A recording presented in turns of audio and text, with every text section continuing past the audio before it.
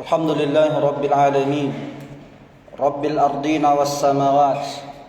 الحمد لله الذي بنعمته تتم الصالحات وبعفوه تغفر الذنوب والسيئات وبكرمه تقبل العطايا والقربات وبلطفه تستر العيوب والزلات.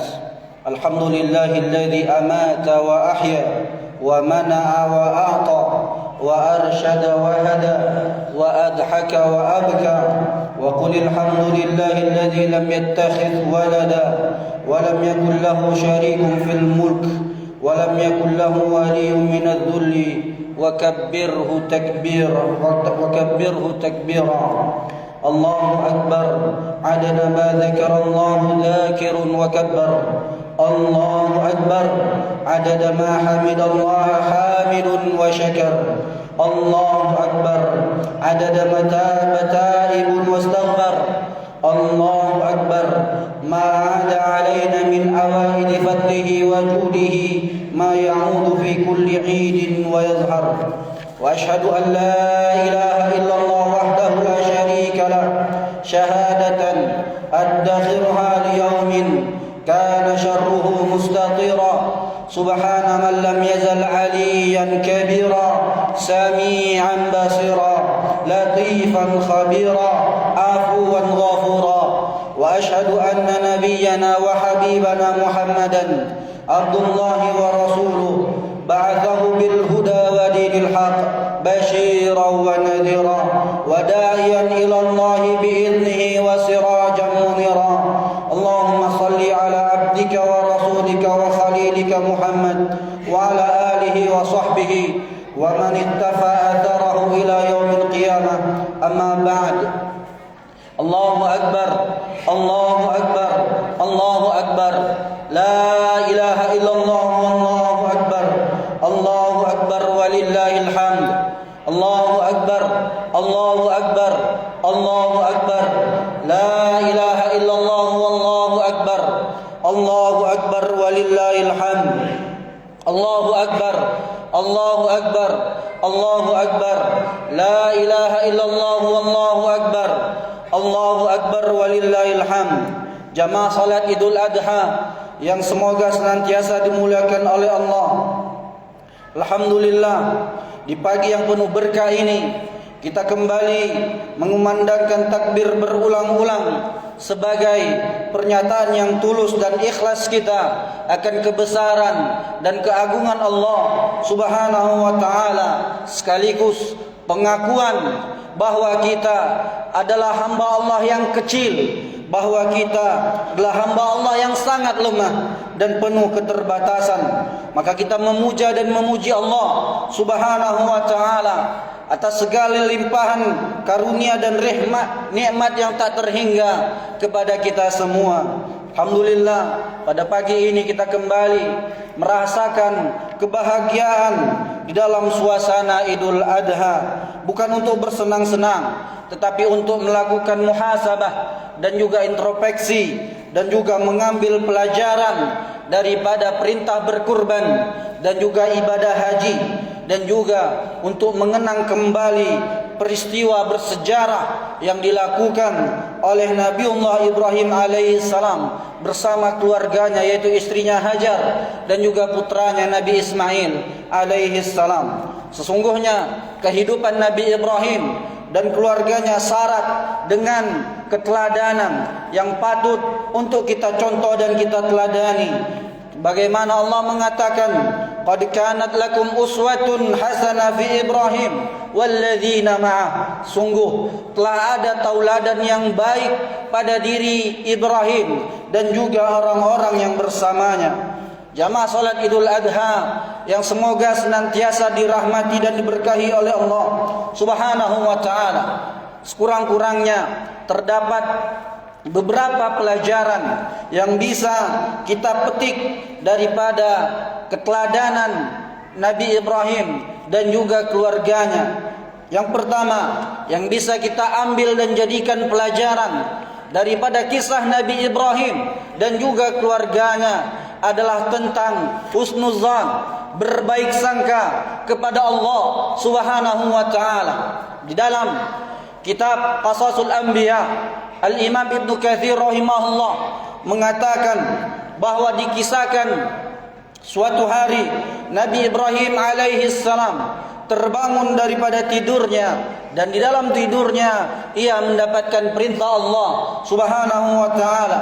Kemudian setelah ia bangun, dia memerintahkan istrinya untuk mempersiapkan segala persiapan karena mereka akan melakukan perjalanan jauh dan juga untuk membawa putranya yaitu Ismail, bayi yang baru lahir. Maka kemudian istrinya mengemaskan segala persiapan untuk melakukan perjalanan panjang, dan juga Ismail kecil ikut, padahal ketika itu dia masih bayi dan juga masih disapi. Kemudian Ibrahim alaihissalam menyusuri bumi yang penuh dengan pepohonan dan nerumputan sampai akhirnya dia tiba di padang Sahara. Kemudian beliau terus berjalan hingga sampai ke pegunungan dan masuk ke daerah Jazirah Arab.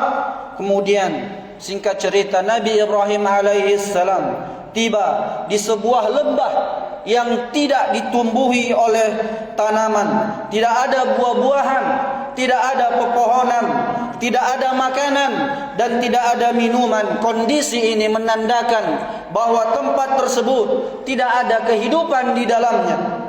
Kemudian di lembah tersebut Nabi Ibrahim alaihissalam turun daripada hewan tunggangannya. Kemudian dia juga menurunkan istrinya dan juga anaknya. Setelah itu, tanpa berkata-kata, beliau meninggalkan istri dan juga anaknya yang masih bayi dan dibekali hanya dengan sedikit bekal yang tidak cukup untuk 2 hari. Maka setelah beliau melihat ke kiri dan ke kanan, kemudian Nabi Ibrahim melangkah pergi meninggalkan tempat tersebut. Tentu saja perbuatan yang dilakukan oleh Nabi Ibrahim, yaitu meninggalkan istrinya dan juga bayinya, membuat Hajar, istrinya, merasa bingung, merasa heran dan terperangah dengan sikap yang dilakukan oleh Nabi Ibrahim.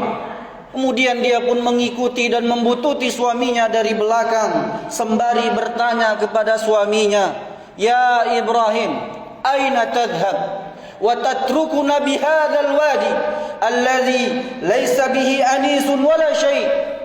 Wahai suamiku, kemanakah engkau hendak pergi? Kemanakah engkau hendak meninggalkan kami di lembah ini yang tidak ada seorang pun makhluk ataupun sesuatu apapun? Nabi Ibrahim alaihi salam ketika mendengar istrinya bertanya seperti itu, dia terus berjalan tanpa melihat istrinya. Bukan karena dia tidak peduli, tetapi dia sedang menjalankan perintah Allah Subhanahu wa taala. Dia diam sambil terus berjalan. Kemudian Hajar kembali mengulang pertanyaannya. Sampailah kali ketiga Hajar bertanya, dan akhirnya Hajar pun paham bahwasanya suaminya pergi bukan karena kemauannya sendiri. Dia mengerti bahwa Allah memerintahkan suaminya untuk meninggalkan dirinya dan bayinya di sini. Maka kemudian untuk mengkonfirmasi, dia kembali bertanya, "Ya Ibrahim, Allahu amaraka bihadza?"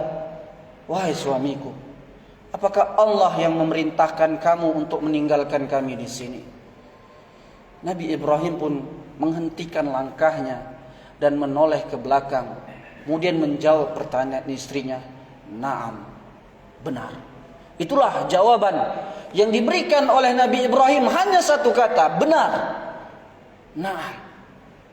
Maka kemudian Hajar, istri yang salihah, istri yang mukminah, dengarkan wahai kaum muslimin dan muslimah, jawaban daripada seorang wanita mukminah, jawaban daripada wanita tauhid, jawaban daripada wanita yang mencintai Allah, jawaban daripada wanita yang mencintai agamanya. Dia mengatakan, "Idzan la yudayyi'unallahu abada. Kalau memang demikian, Allah pasti tidak akan menelantarkan kami di sini. Perhatikan masyarul muslimin. Keyakinan yang kuat, husnuzon yang kuat daripada seorang wanita yang baru melahirkan, ditinggalkan oleh suaminya di tempat yang tiada apapun, tiada makanan, tiada minuman, hanya dia dan juga bayinya, ditinggalkan hanya dengan bekal yang sedikit. Allahu Akbar, Allahu Akbar, Allahu Akbar, walillahil hamd.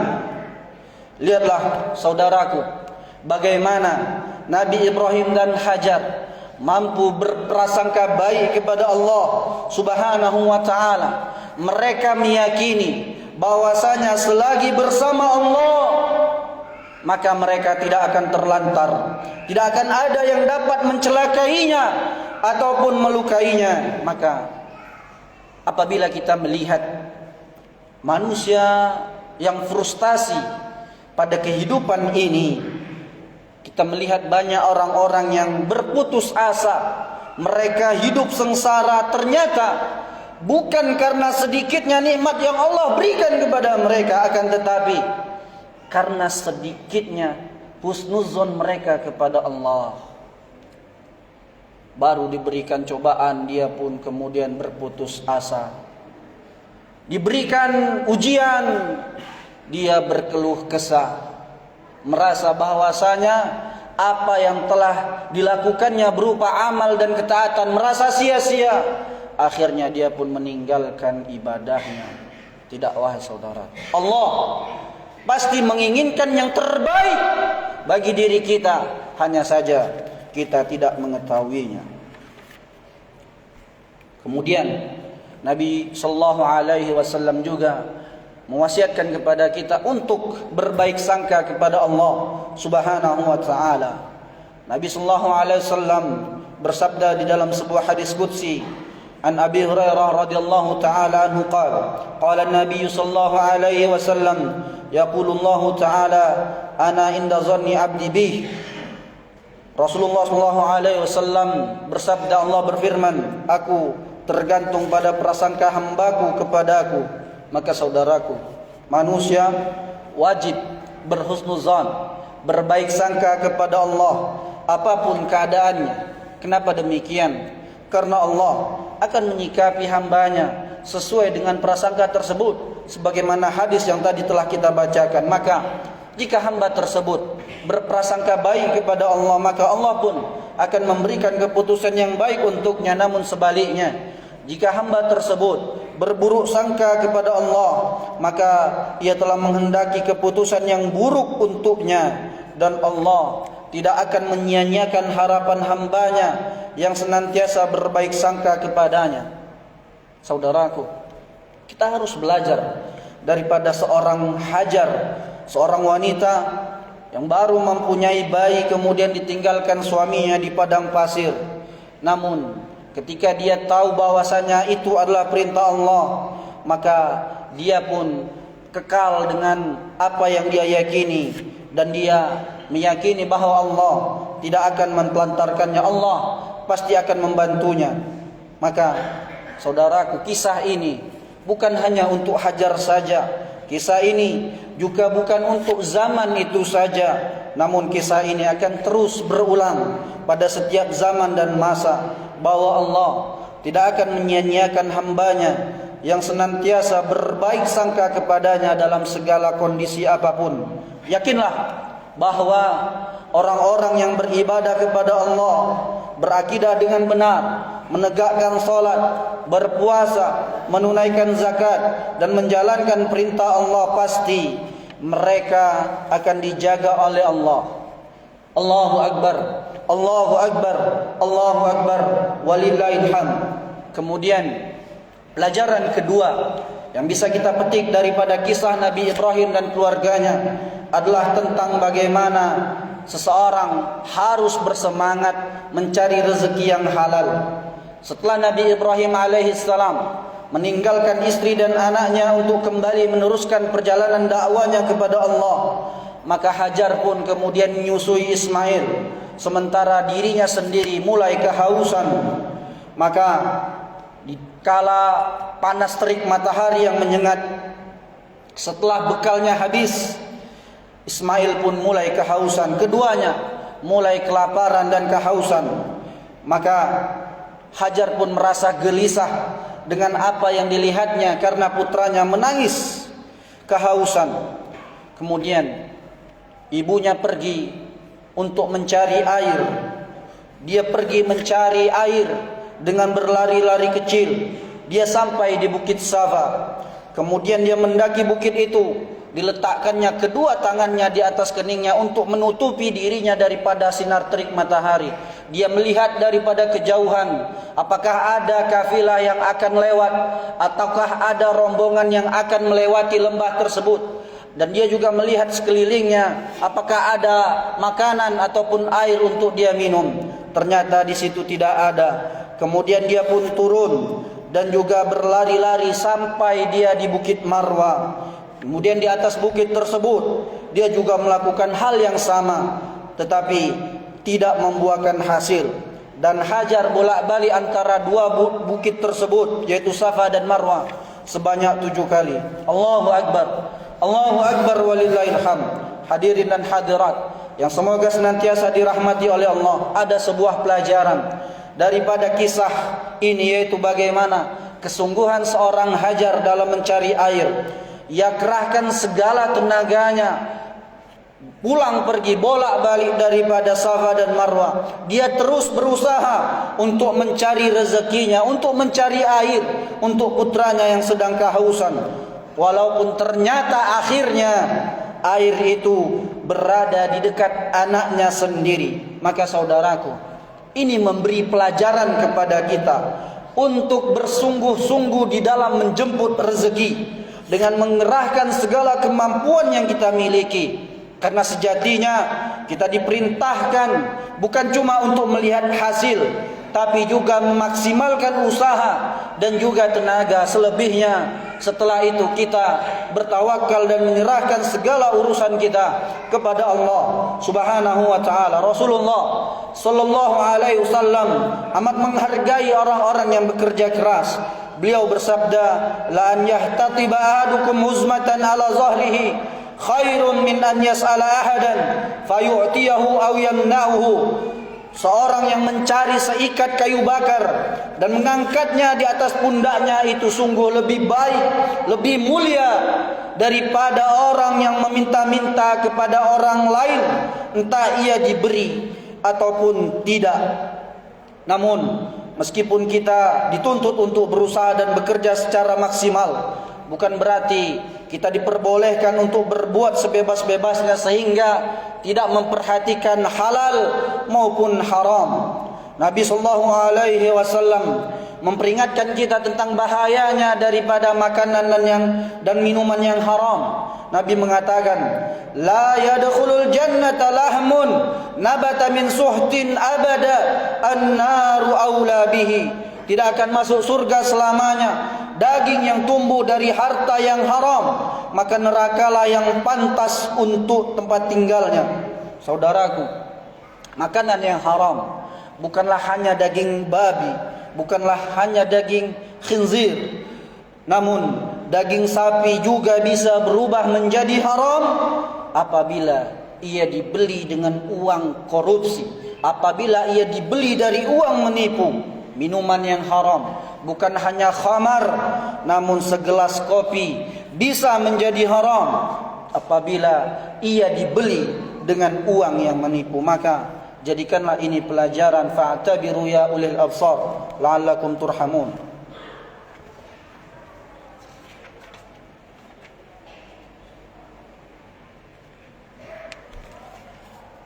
Alhamdulillahi wa kafa, wassalatu wassalamu ala nabiyil mustafa Muhammad ibn Abdullah wa ala alihi wa ashabihi wa man ihtada. Hadirin yang dirahmati oleh Allah, kemudian pelajaran terakhir yang bisa kita petik daripada kisah Nabi Ibrahim bersama keluarganya itu bagaimana seseorang hendaknya berkurban untuk Allah Subhanahu wa taala. Kita tahu bahwasanya ketika Ismail bertambah besar, maka hati Ibrahim alaihissalam bertambah cinta kepadanya. Bagaimana tidak? Dia sungguh telah menantikan lama seorang putra, seorang anak. Dia lama menunggunya, dan lahirlah Ibrahim. Maka kita tahu bahwasanya Ibrahim mendapatkan Ismail tatkala usianya semakin senja. Oleh sebab itulah beliau sangat mencintai putranya, namun Allah hendak mengujinya kembali dengan ujian yang amat berat. Allah berfirman menceritakan bagaimana pengorbanan yang dilakukan oleh Nabi Ibrahim dan putranya. Falamma balagha ma'ahu as-sa'ya qala ya bunay inni ara fil manami anni athbahuk fanzur madza tara. Tatkala anak itu telah dewasa, maka Ibrahim berkata, wahai anakku, sesungguhnya aku bermimpi, inni ara fil manam, sesungguhnya aku bermimpi anni athbahuk, aku menyembelihmu. Fanzur madza tara, maka apakah pendapatmu tentang mimpiku tersebut? Lihatlah wahai saudaraku, bagaimana Allah hendak menguji keimanan Nabi Ibrahim dan kecintaannya kepada Allah. Allah memerintahkan kepada Nabi Ibrahim untuk menyembelih putranya, bukan karena kebenciannya, tapi karena ingin menjalankan perintah Allah. Namun, apakah jawaban seorang Ismail, anak yang beranjak dewasa, masih remaja, belasan tahun, putranya yang telah lama dinantikannya? Apa jawabannya? Dia tidak mengatakan, ayah, apakah ayah waras? Dia tidak menjawab seperti itu. Allah menceritakan bagaimana kisah pengorbanan kedua Nabiullah ini. Qala ya abati if'al ma tu'mar satajiduni insyaallah minas sabirin. Wahai ayahandaku, lakukanlah apa yang diperintahkan oleh Allah. If'al ma tu'mar, lakukanlah apa yang Allah perintahkan kepadamu. Satajiduni insyaallah minas sabirin, niscaya engkau akan mendapatiku termasuk orang-orang yang sabar. Allahu akbar, Allahu akbar walillahil hamd. Renungkanlah wahai saudaraku, bagaimana bentuk ujian yang Allah berikan kepada beliau. Bagaimana kira-kira perasaan Nabi Ibrahim tatkala itu? Pergulatan seperti apa yang berkecamuk di hatinya? Maka kemudian keduanya pun pasrah menjalankan perintah Allah. Ibrahim bersiap untuk menyembelih putranya, dan juga Ismail telah bersedia untuk mengorbankan dirinya demi menjalankan perintah Allah Subhanahu wa ta'ala. Maka mereka berlomba-lomba untuk mendapatkan cinta Allah dan kasih sayangnya. Dan akhirnya Allah mengganti Ismail dengan seekor kibas, dan jadilah syariat tersebut menjadi syariat sampai dengan hari kiamat.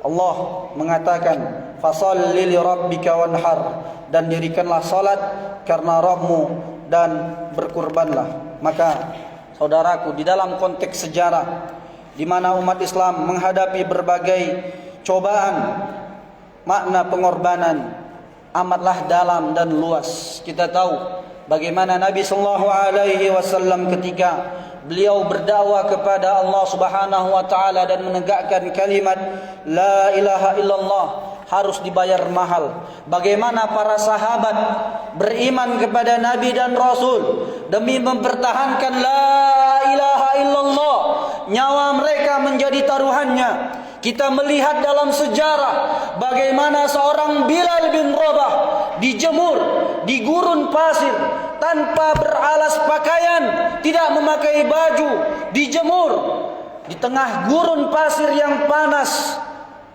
Dia dipaksa untuk keluar daripada agama Allah, namun dia tetap kokoh mempertahankan keimanannya.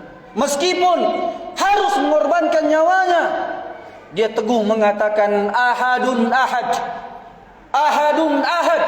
Padahal batu besar telah menimpa badannya berhari-hari.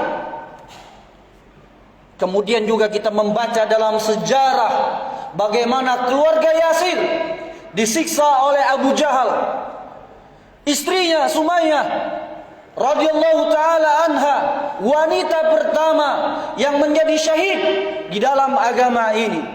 Bagaimana dia ditusuk oleh Abu Jahal hingga akhirnya mati menjadi syahid di dalam agama ini. Dan juga bagaimana kita membaca dalam sejarah nabi-nabi daripada Bani Israel, mereka ada yang dibunuh, ada yang dipenggal kepala mereka hanya untuk berdakwah dan menjalankan perintah Allah Subhanahu wa taala. Maka begitulah pengorbanan yang dilakukan oleh orang-orang terdahulu. Untuk apa? Untuk membela agama mereka, untuk membela agama ini. Maka lantas apakah yang sudah kita lakukan untuk mengorbankan diri kita di dalam membela agama dan juga Nabi kita sallallahu alaihi wasallam? Semoga Allah menjadikan kita orang-orang yang benar-benar mencintai Allah dan Rasulnya. Dan juga kita berharap dan berdoa kepada Allah, semoga Allah menerima segala apa yang telah kita lakukan, termasuk kurban yang kita lakukan pada tahun ini. Innallaha wa malaikatahu yusalluna 'alan nabi ya ayyuhalladzina amanu sallu 'alaihi wa sallimu taslima. Allahumma salli 'ala Muhammad wa 'ala ali Muhammad kama shallaita 'ala Ibrahim wa 'ala ali Ibrahim fil 'alamin innaka Hamidum Majid. Wa barik 'ala Muhammad wa 'ala ali Muhammad kama barakta 'ala Ibrahim wa 'ala ali Ibrahim fil 'alamin innaka Hamidum Majid. Allahumma ighfir lil muslimina wal muslimat wal mu'minina wal mu'minat al ahya'i minhum wal amwat innaka samiun qaribun mujibud da'wat wa ya qadiyal hajat. Rabbana ighfir lana wa li ikhwanina alladhina sabaquna bil iman wa la taj'al fi qulubina ghillan lil ladzina amanu Rabbana innaka ra'ufur rahim. Rabbana hab lana min azwajina wa dhurriyyatina qurrata a'yun waj'alna lil muttaqina imama.